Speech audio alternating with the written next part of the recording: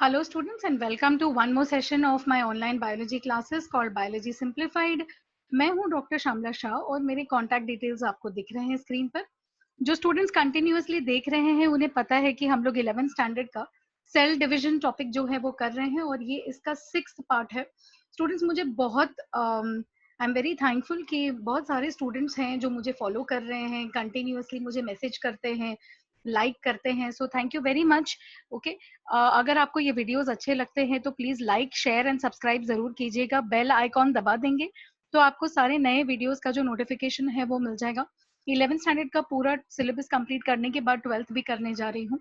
Alright, and yes, मुझे बहुत सारे स्टूडेंट्स पूछते हैं, मैं ऑनलाइन क्लासेस भी पढ़ाती हूँ। ऑलराइट, सो अगर आपको इंटरेस्ट है नीट के लिए या किसी भी बायोलॉजी सेक्शन के लिए तो प्लीज कॉन्टैक्ट मी। मेरा व्हाट्सएप नंबर और कॉलिंग नंबर दोनों भी सेम है जो मैंने स्टार्टिंग ऑफ द वीडियो में दिया है। Okay so students, let's continue. हम लोगों ने प्रीवियस वीडियो में जाइगोटीन तक का जो है चेंजेस वो हमने देखे हैं, राइट। तो मायोटिक प्रोसेस स्टार्ट हो गई है सेल में, राइट।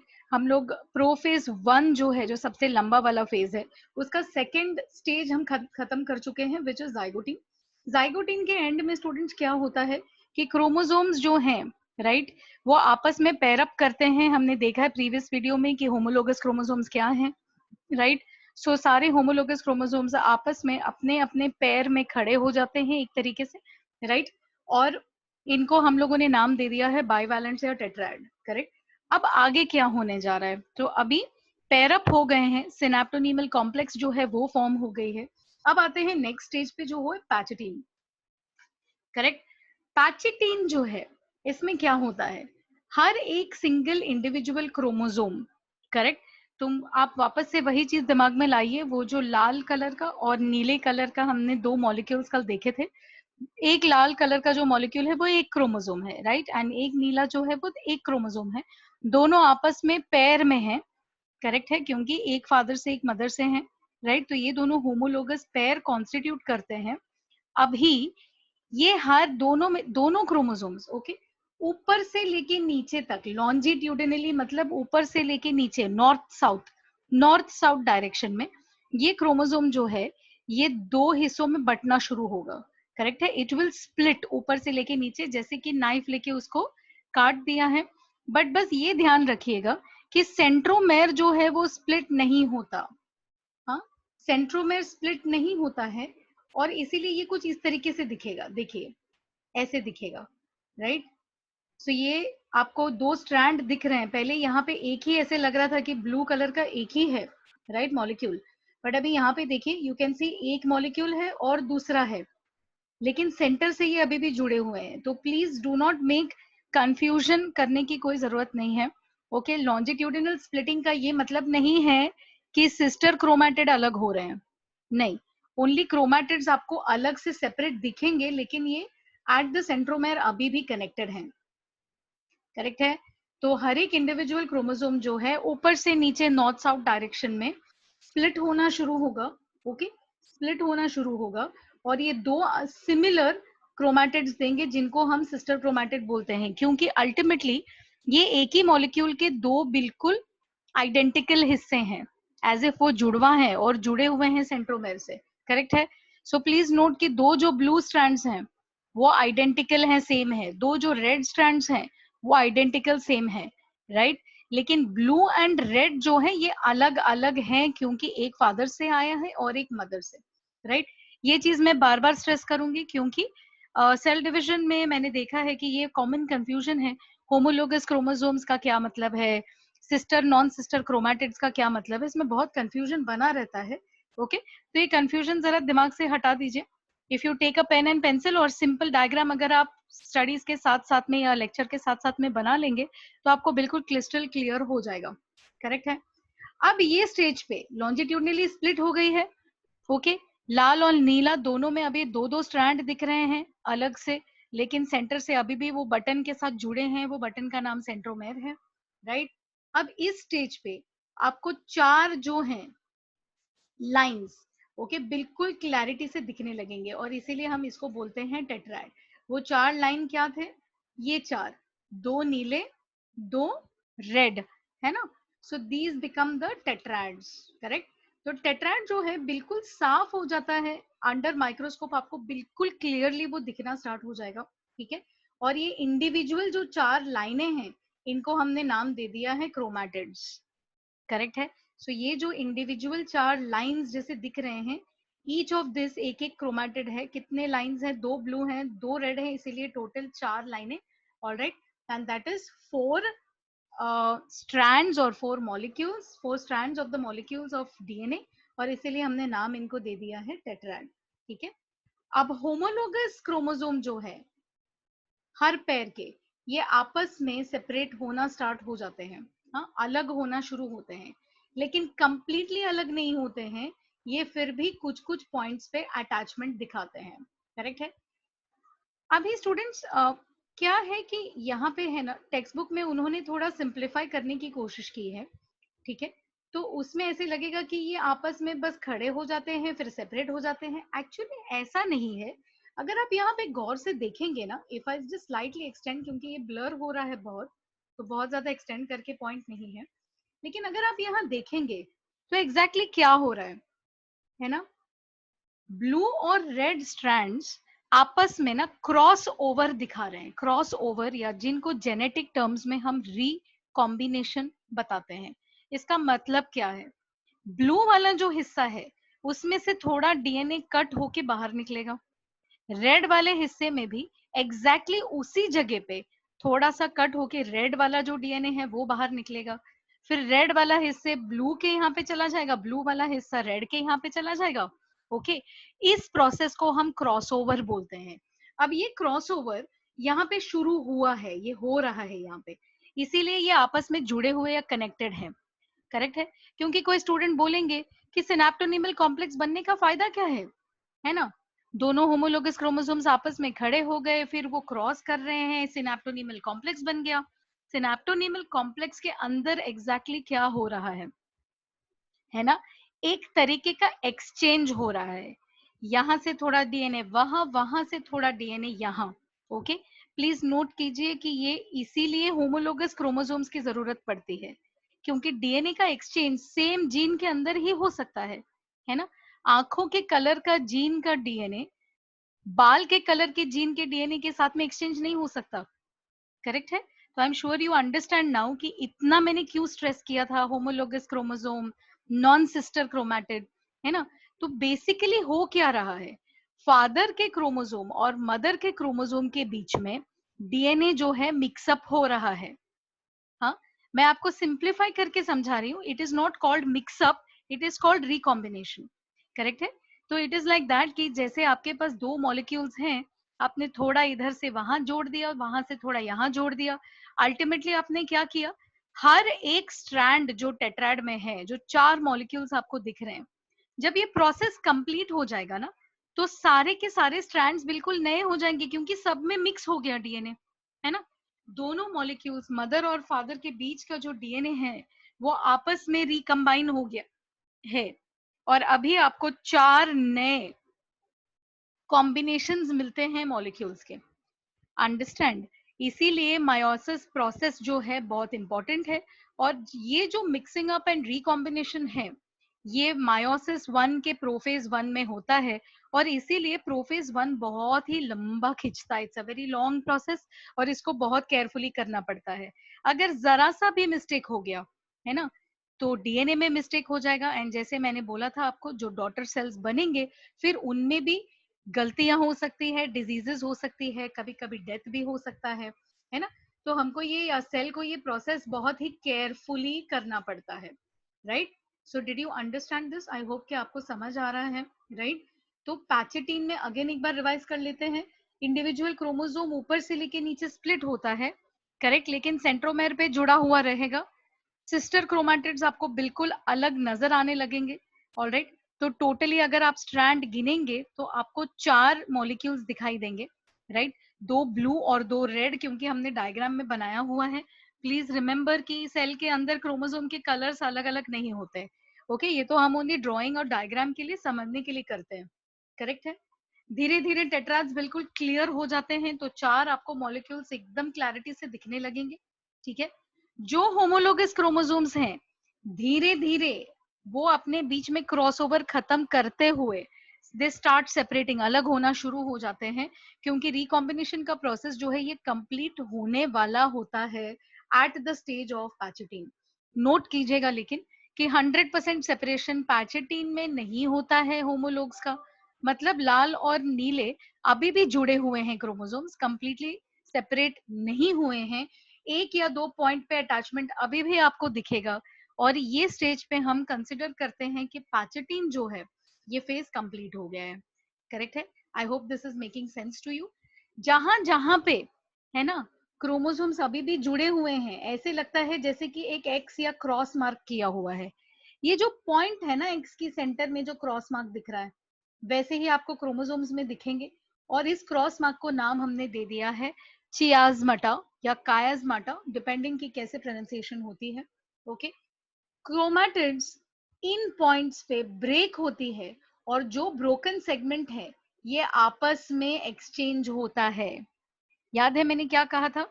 मदर और फादर के क्रोमोसोम्स के बीच में थोड़ा डीएनए यहाँ से वहां से यहाँ शिफ्ट होगा। करेक्ट है? तो ये जो एक्सचेंज पॉइंट है, ये एक्सचेंज पॉइंट्स को हम चियाज़्माटा या कायाज़्माटा कह सकते हैं।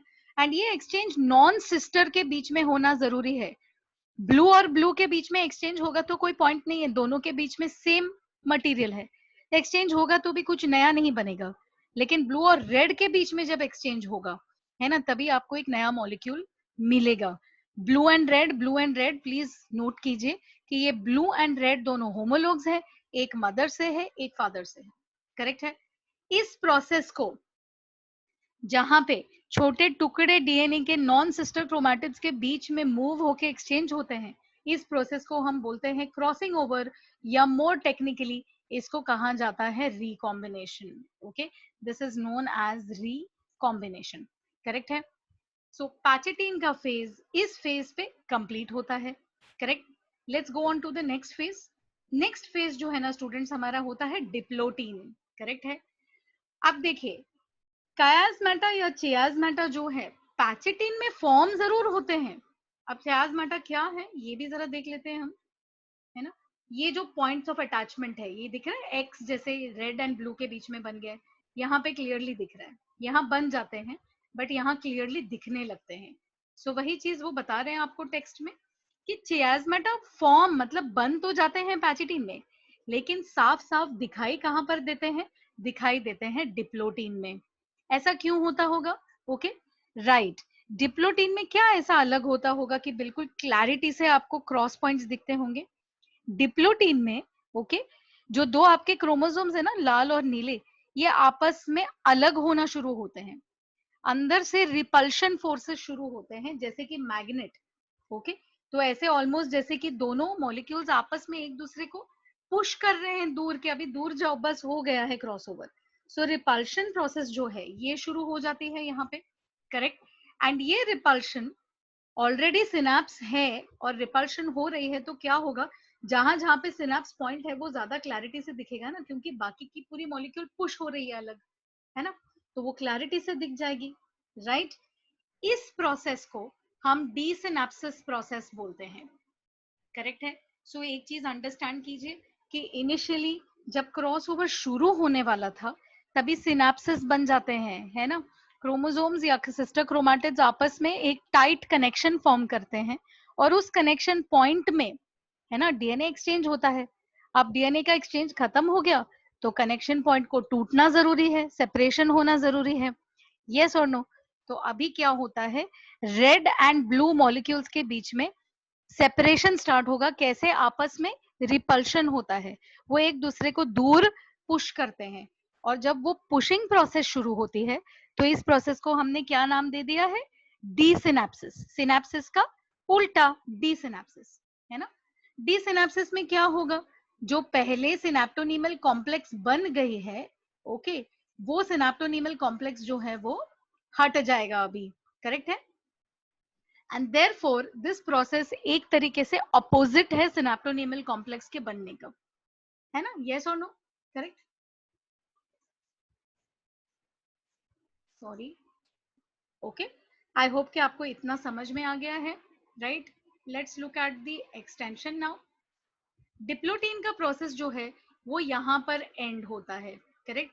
स्टूडेंट्स प्लीज रिमेंबर, हम प्रोफेज 1 कर रहे हैं ऑफ द मियोसिस प्रोसेस 1।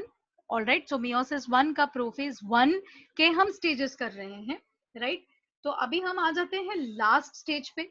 दोनों आपके होमोलोगस क्रोमोसोम्स जो हैं ये आपस में पहले पेयर अप होके फिर उनके बीच में नॉन सिस्टर क्रोमैटिड्स के बीच में डीएनए का एक्सचेंज हो चुका है, क्रॉसओवर हो गया है, ओके, सारे प्रोसेसेस कंप्लीट हो गए हैं। और अभी टाइम है कि ये जो दोनों होमोलोग्स हैं लाल और नीले, ये आपस में सेपरेट होना शुरू हो जाएं, करेक्ट है। सो अभी हम आते हैं लास्ट प्रोसेस पे या लास्ट फेज पे ऑफ द प्रोफेज 1, करेक्ट है, जो है डायाकाइनेसिस। डायाकाइनेसिस में धीरे धीरे जो चायस्मेटिक पॉइंट्स हैं, है ना, या जो चायस्मेटा है, ये धीरे धीरे धीरे धीरे कम होते चले जाते हैं और सेल जो क्रोमोसोम्स हैं ये आपस में खुद को पुश आउट करते हैं, करेक्ट है। स्लोली एंड स्टेडली जो कायस्मेटिक पॉइंट्स हैं ये ऊपर की तरफ मूव होना स्टार्ट होते हैं। ये देखिए, पहले यहाँ था कायस्मेटिक पॉइंट, अब ऊपर की तरफ मूव हो रहा है, जैसे कि सेंटर से आपने दोनों पकड़ के खींचना शुरू कर दिया है, जैसे कि कोई जिप खोल दे बीच में से, है ना। तो क्या होगा, ये जो कनेक्शन पॉइंट है ये ऊपर की तरफ जाएंगे ना दोनों साइड पे, है ना। तो ऐसे हो जाता है कि धीरे धीरे चायस्माटा, ओके, क्रोमोसोम की लेंथ पे मूव करता है बाहर की तरफ, सेंट्रोमेर से एंड ऑफ द क्रोमोसोम की तरफ। समझ में आ रही है बात। ये कायस्मेटा को जब एंड में पुशिंग की जाती है तो इस प्रोसेस को कहा जाता है टर्मिनलाइजेशन। ओके, क्या कहते हैं इसको, इसको कहते हैं टर्मिनलाइजेशन। क्यों? क्योंकि कायस्मेटा को एंड में या टर्मिनल ऑफ द क्रोमोसोम में पुश किया जा रहा है, करेक्ट है। टर्मिनल कायस्मेटा ये जो है ये तभी तक रहेंगे जब तक मेटाफेज शुरू नहीं होता है, ओके। तो टर्मिनलाइजेशन जो है ये सिग्निफाई करता है डायाकाइनेसिस का एंडिंग पॉइंट, करेक्ट है।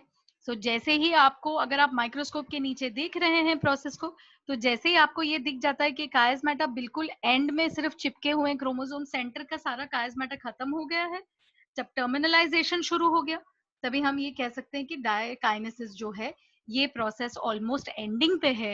एंड विथ डायाकाइनेसिस प्रोफेज 1 भी खत्म होता है, करेक्ट है। याद है आपको, याद है कि कौन से फेजेस थे, जल्दी माइंड में रिवाइज कीजिए। Prophase 1 is divided into leptotene, zygotene, pachytene, diplotene और डायाकाइनेसिस, है ना। तो डायाकाइनेसिस खत्म, दैट मींस प्रोफेज 1 भी खत्म होने की कगार पर है। ये सारे चेंजेस जैसे ही खत्म होते हैं धीरे धीरे न्यूक्लियोलस जो है वो डिसअपियर हो जाएगा, न्यूक्लियर मेम्ब्रेन जो है वो भी खत्म हो जाएगा और स्पिंडल फाइबर्स की शुरुआत हो जाएगी साइटोप्लाज्म में, करेक्ट है। स्टूडेंट्स अगेन मैं आपको एक मतलब एडवाइस दूंगी, मायोसिस को स्टार्ट करने के पहले माइटोसिस के चेंजेस आपके माइंड में बिल्कुल 100% क्लैरिटी से होने चाहिए, क्योंकि वही चेंजेस हैं जो मेन माइटोसिस में आप करते हैं, वही चेंजेस अभी आपको मेटाफेज 1, मेटाफेज 2, मेटाफेज इसमें मेटाफेज 1, एनाफेज 1, टेलोफेज 1, फिर जो prophase 2, metaphase 2, anaphase 2, telophase 2, same changes हैं जो आपने माइटोसिस में स्टडी किए हैं। Are you getting the point here? Okay, तो पहले आपको माइटोसिस को बिल्कुल अच्छे से स्टडी करना है। अगर नहीं किया है तो प्रीवियस वीडियोस फटाफट देख लीजिए, रिवाइज कर लीजिए, टेक्स्ट बुक ओपन करके देख लीजिए और फिर वापस आप आ जाइए मियोसिस पे, नहीं तो बहुत कंफ्यूजन होगा, ठीक है। तो with all of these changes आपको पता है कि जैसे ही न्यूक्लियोलस डिसअपियर होता है, न्यूक्लियर मेम्ब्रेन चला जाता है, स्पिंडल फाइबर आ जाते हैं, तो आपको पता है कि प्रोफेज 1 जो है ये या प्रोफेज जो है वो खत्म हो गया है एंड नेक्स्ट फेज में सेल एंटर करेगा विच इज मेटाफेज 1, करेक्ट है। डायग्रामेटिक रिप्रेजेंटेशन आपको दिखाया गया है, मैंने बीच में दिखाया था आपको, लेप्टोटीन है, ओके, जहां पे थोड़ा सा क्लैरिटी स्टार्ट हो जाता है। प्लीज नोटिस कीजिएगा कि न्यूक्लियर मेम्ब्रेन अभी भी यहाँ पर है, पांचों फिगर में आपको न्यूक्लियर मेम्ब्रेन को दिखाना है, जब तक डायकाइनेसिस खत्म नहीं होता मेटाफेज में न्यूक्लियर मेम्ब्रेन जो है वो डिसअपियर होगा, करेक्ट है। उसके बाद थिकनिंग और सारे होमोलोगस क्रोमोसोम्स का आपस में पेयरिंग बनाना, ओके, फिर पैचेटीन के चेंजेस जहां पे आपको कायस्मेटिक पॉइंट्स दिखना शुरू हो जाते हैं, ओके, एक्चुअल कायस्मेटा डिप्लोटीन में एंड डायकाइनेसिस में टर्मिनलाइजेशन, करेक्ट है। जब भी आप बोर्ड एग्जाम में डायग्राम ड्रॉ करेंगे तो आपको अलोंग साइड जो है मेन चेंजेस आपको डायग्राम में दिखाने हैं केवल, ओके बहुत ज्यादा डिटेल में नहीं जाना है, लेकिन प्रिंसिपल या मेन चेंजेस आपको दिखाने हैं, ओके स्टूडेंट्स। तो आई होप प्रो फेज 1 आपको क्लियर हो गया है। अभी हम आ जाते हैं नेक्स्ट फेज पे, राइट। सो न्यूक्लियस के अंदर फादर और मदर के क्रोमोसोम्स के बीच में रिकॉम्बिनेशन हो चुका है, करेक्ट। अभी जितने भी डीएनए मॉलिक्यूल्स है सब नए नए से बन गए हैं, थोड़ा थोड़ा इधर उधर जोड़ तोड़ करके, राइट। तो अभी जो है सेल मेटाफेज 1 में जाता है। प्लीज रिमेंबर कीजिए, मेटाफेज 1 में एंटर होने तक आपके ब्लू और रेड क्रोमोसोम्स में क्रॉसओवर हो गया है, लेकिन वो अभी भी जुड़े हुए हैं टर्मिनल एंड्स के कायस्मेटा से या चायस्मेटा से, करेक्ट है। अभी मेटाफेज 1 शुरू होता है। स्पिंडल फाइबर्स बराबर से बिल्कुल परफेक्ट तरीके से डेवलप हो जाएंगे। आपको पता है कि डिफरेंट टाइप के स्पिंडल फाइबर्स कैसे बनते हैं, ओके। न्यूक्लियोलस और न्यूक्लियर मेम्ब्रेन गायब हो चुके हैं, तो यहाँ पे आपको जो है you can see the fibres, correct. जो भी आपके एस्ट्रल फाइबर्स हैं और इंटरक्रोमोसोमल फाइबर्स हैं, सारे तरीके के फाइबर्स जो है बन चुके हैं अच्छे से। अभी सॉरी, ओके। आपके जो कनेक्टेड क्रोमोसोम्स हैं, ये कनेक्टेड क्रोमोसोम्स जो हैं ये मेटा या इक्वेटर पे आ जाएंगे, ओके। और इस तरीके से लाई करेंगे कि उनके सेंट्रोमेर्स होमोलोगस टेट्राड्स के सेंट्रोमेर्स पोल्स पे